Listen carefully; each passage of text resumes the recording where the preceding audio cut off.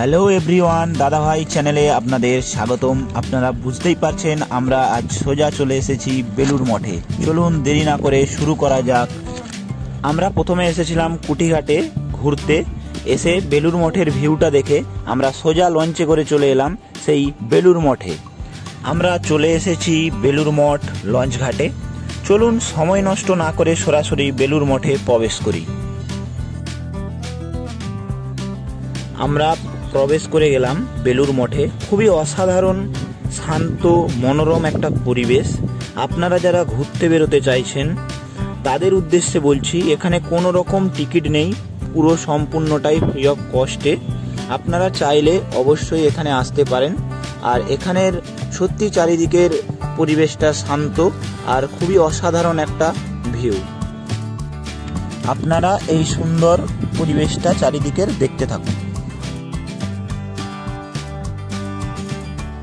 এখানে আপনারা যেই বেলুড় মঠের সুন্দর স্ট্রাকচারটা দেখতে পাচ্ছেন, মন্দিরের এই নকশা স্বামী বিবেকানন্দ দ্বারা কল্পনা করা হয়েছিল এবং স্থাপিত করেছিলেন স্বামী বিজ্ঞানানন্দ, যিনি রামকৃষ্ণের সরাসরি সন্ন্যাসী শিষ্য ছিলেন।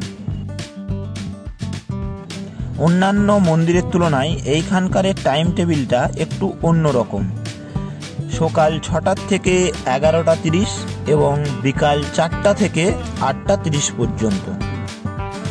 আপনারা এখানে দেখতেই পাচ্ছেন মন্দিরের পাশে আনুষ্ঠানিক ক্রিয়াকর্মের জন্য কার্যকলাপ চলছে। মন্দিরের ভেতরে কোনো রকম ক্যামেরা বা মোবাইল ফোন অ্যালাউ নেই।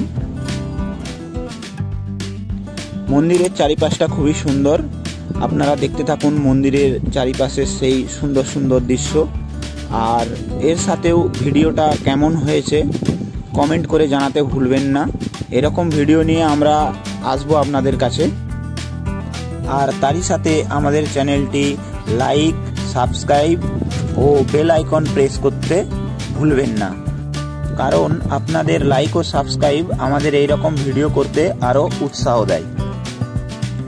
ঠিক এরই পাশে রয়েছে মা গঙ্গা, যেটাকে আমরা হুগলি রিভার নামেও চিনি বা পরিচিত আমাদের কাছে।